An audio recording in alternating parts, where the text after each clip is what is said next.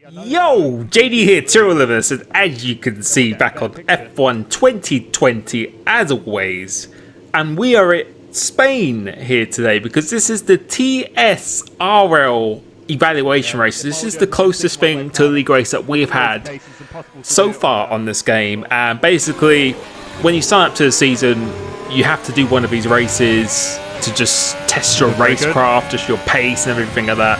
And it's just compulsory that you have to do. So it's random lobbies, basically. No, it's not tier 1, it's just a mix of all the people throughout all the different tiers all together. So we're at Spain, Barcelona. I'm in the Alfa Romeo because I didn't get to choose my Williams once again.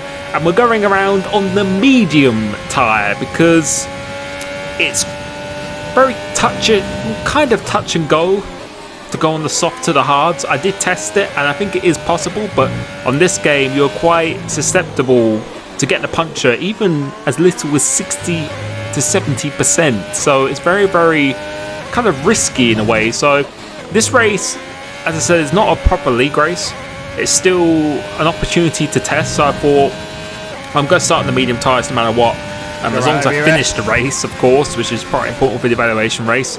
I'm just going to see how this strategy plays out because it's better to test it now against actual people rather than not really know it until the real thing. So going on the mediums, lap here is going pretty decent, but I always had a problem going through this last chicane. I really need to work on myself going through there because you can see I've just lost so much time. I've lost over a tenth and a half going through there. Going across the line, it's a 15.3, but 15.3 in practice I only did the soft, so this is the first time I did the medium. And I think with a lot more practice we'd be easily in the high 14s, but that is still enough to put me in a provisional P5. But we did decide to go on the softs, but I'm not going to complete this lap. I'm just going to slow down the end of it, but I wanted to see how fast I could go because I was doing a 14.2 and 3 in practice on the few runs that I did. And again, it seems to be in this game the qualifying pace seems to be very good, and it just feels quite comfortable. Well, last game it just didn't feel comfortable at all. I really felt like I had to give it everything to pull out an impressive lap time. This game now is the opposite, where it feels relatively not easy, but just definitely within my reach a lot more to get a solid lap time on the board. And you can see so far we're almost half a second up, completely flat out through that right hander now and going into the first sector, braking very late here. Using that first gear for a little bit of extra rotation, but going after the gears, you can see we're over 6 tenths up now, and it should be quickly become 7 tenths. Get a very good slingshot off this corner, going to this right hander, going to be carrying so much more apex speed.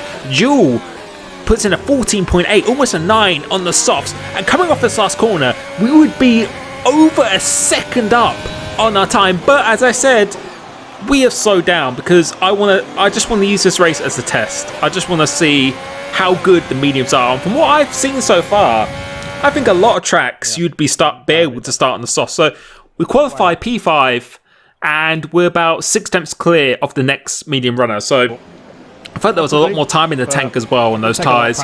So yeah, feeling good, feeling really good. So key now is just to get a good start and just see how OP this strategy is really, whilst getting some valuable race time under the board, under the hood, if you can say that. But we've got 4 lights, 5 lights here in the Alfa Romeo, trying to get a good start, and we do. We get a very good launch up here. No threat from behind whatsoever, but the thing I want to avoid on this game, like I did last game, is starting in amongst cars. I really want to be starting up close to the front as I possibly can, ideally top 3 each time, because that really will limit the chances of you getting damaged, being caught up, and then unnecessary incidents and stuff like that. So these kind of situations are always a little bit risky, but I felt good here, and I'm just going to try and play it safe as much as I can, not take any risks or anything. And you can already see we're keeping up a pretty good speed with the soft runners out in front. I think Dasher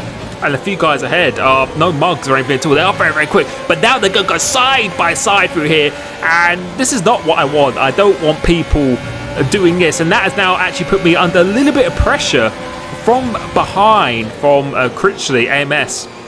and they're still going side by side, and I think you're about to hear me say that they remind me of the AI, because they just love going side by side, and the AI when they want to go side by really side all the time. Not what I want, because it's just so easy to outbrake yourself, and they've just outbraked themselves. It's just so easy to just get that little bit of wing damage, and if you get that, your race is pretty much over, as my teammate gets a very bad exit coming off the last corner. I'm going to seize this opportunity and going up into 4th place, and I don't think he's making it too difficult for me. I don't think the Mercedes is going to go trying down my inside. We're going into turn 1, we get the move done, tries to hold it a little bit around the outside. As we go through here, we actually hit the curb and go on the gravel, and that is again another sloppy mistake. Those kind of curbs are the ones that you have to mount. You either have to avoid it, or you have to put 2 wheels on the inside, because if you just brush it like I did there, because he was still alongside my rear wheel, I was just trying to leave a little bit of space just in case he tagged me, you're very vulnerable to exactly that, where you just lose the car. And we were very lucky that we didn't end our race completely right there, so we've lost the curb 6 positions because of that, and now we've just made our race so much more difficult than it needs to be. And in terms of testing how OP the strategy is, you can see the leaders have really managed to get away now, as we're trying to go side by side of the Haas, a Warnsey, not able to do it on that occasion. But these little things I definitely need to start cutting out before the league racing season. It seems I definitely have the speed in both quali and the race. I just need to cut out those small little moments. And again, like with Hungary and some other races before, I'm glad these are happening now, so that I'm aware of it before the actual league racing season, where I will be preparing very, very hard for every single race. But we've already made up 1 position again and got back into P9, and that's what you need to do. You need to put a wheel on the inside there, because if you don't, it's going to be so easy to lose control of the car. But skipping towards the end of lap 3, we're really pushing this Renault around here, and the soft tyres, they really start to go off after about 4 to 5 laps when I was doing it in practice. And if you want to make the one stop work, I think you're really going to have to go to lap 7 minimum, which is definitely no easy feat.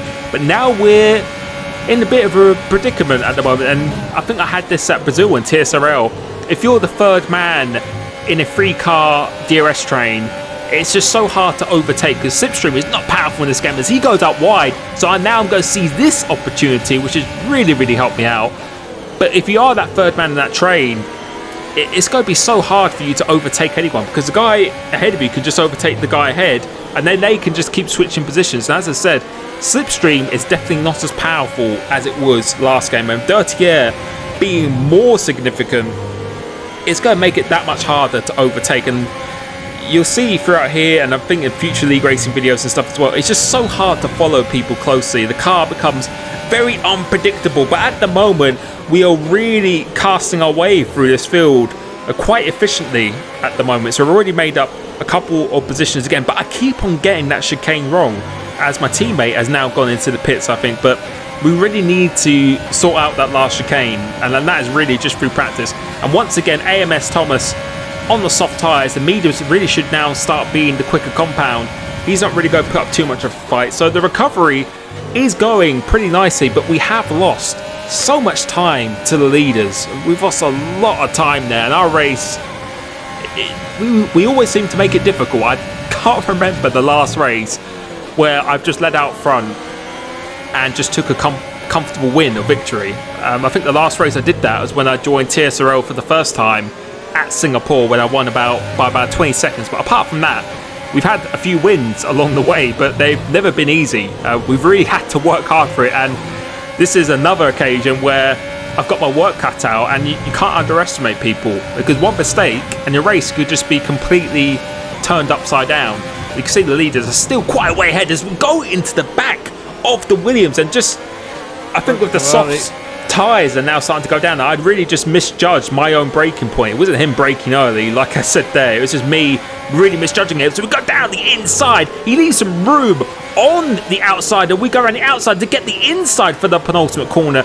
A lot of trust that I needed in Sync Dasher there, so GG to him. That's some pretty nice racing actually. You really need the other driver to cooperate in those kind of scenarios.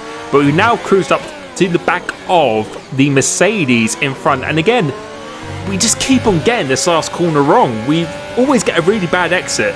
A little bit of dirty air, but I don't think that was the culprit. The culprit was just me getting a really, really poor run. And you can see the 2 leaders had actually pitted that lap, and I wasn't able to get past the Mercedes throughout the rest of the lap. But you can see again, just keep on going deep into that initial part, because dirty air in this game, and also just with the engine braking, you could really let the gears do the work for you, whereas now you really actually have to rotate the car through the brakes itself. So going into turn 1, weren't able to get him down here, and this is really just costing me time. If I want to win this race, I really need to dispose of this Mercedes as quick as I can, because at the moment I'm just not getting a good enough run coming off this last corner. But going into here, the guys have already pitted up behind me. We'll go very, very close into here. Not going to be close enough. I'm not going to risk it going down the inside, but he actually goes in deep. We go in for a switchback, and now I'm going to use my overtake, and we're going to go side by side into left-hander and go around the outside to get the inside for the right-hander going up the hill. And that was a very much needed move that I needed to do here, and that has promoted me provisionally into P1, but not a net P1. That is about a net P3, P4. As the Mercedes now pits behind me, I decide to continue because I really want to just maximize the speed I have on these hard tyres as much as I possibly can. So we're going to skip towards the end of the lap here, and you can see the net leaders, that's Schwiz and Joule, and they're only about 14 seconds behind. And I was paying attention to that gap. I was still actually increasing the gap, so I was actually still faster in these mediums than they were on the hard tyres. You can see the mediums were actually quite worn, so imagine what the softs are going to be like towards the start of the race. So we're going to pit, go for the hard tyres. We're going to have a lot fresher than the 2 leaders, and you can see both of them, the McLaren and Ferrari, have now gone past, and we should be coming out in a net P3, P4, and coming out the pits here, it's going to be quite a comfortable P3, as Rislan is actually on the medium tyres, so there's no way that he might be able to get to the end, but his tyres are going to be very, very worn. As you saw by mine, they're already pretty worn as I came into the pits. So you can see the gap is about 7 seconds to Schwiz, the leader. But going on for the next couple laps now, you can see we quickly have already started to eat into this lead, and we weren't necessarily that fast. As Joule, apologies if I'm saying that completely wrong, he sets a 18.0 or 17.9, so he's still got the fastest. He just set the fastest lap, so we're not actually closing in that much, and he's still got the fastest lap. But at the moment we are just being much more consistent, because you can see that gap has come down by quite a bit now, and he still at this moment has the fastest lap of the race, but we're just consistently being quicker. But he already sets another one, so he has pulled away this lap, and we're about a couple attempts shy. Really so at this period in the race, I wasn't actually that happy with my race pace. I think there's definitely a lot of work to do, especially around this track, in terms of my race pace, because I wasn't able to really prepare as much as I would like to. I really think I can improve my own setup to get a lot more speed out of it. But the only thing that is saving me, that although the Ferrari in the lead is just quicker on 1 lap more pace, it's almost lose the car, or we're just more consistent at him, and that's the thing that is eating into his lead at this moment here. But we're really trying to get onto the back of the McLaren, because we haven't got many laps of this race to go. We only got 8 laps of this race to go here, and the Ferrari's actually started to pull away here.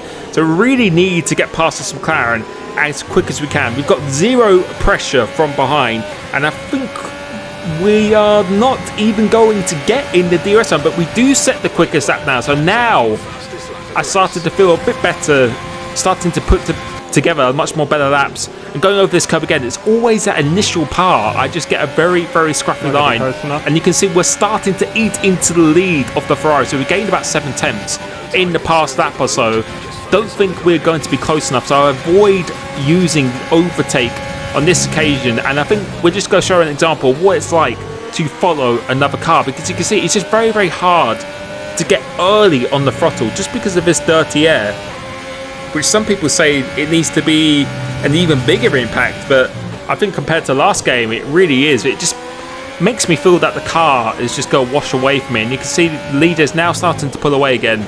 And if I have any chance of winning this race, I need to get past him on this lap or the next lap at the absolute bare minimum. So trying to carry as much speed as I can going through into his corner, trying to save the overtake mode as much as I can to really try and do a late charge, but we haven't really been able to cruise really closely behind here. So I'm really hoping for this last sector to try and get a good exit of the chicane, but we have done a good progress. We've got the gap down from 7 seconds to 4.3 seconds, but it's not enough. I want to win this race, especially after that mistake I did. I've lost a lot of time there, and I really, you can't underestimate him. I really need to get a move on, getting a good exit of this corner, and now we're just going to use the overtake. I don't think the McLaren is going to fight it at all, and you can just see how much time and speed that we have just gained here. And again, I think we're now going to stay on board because this is actually the fastest lap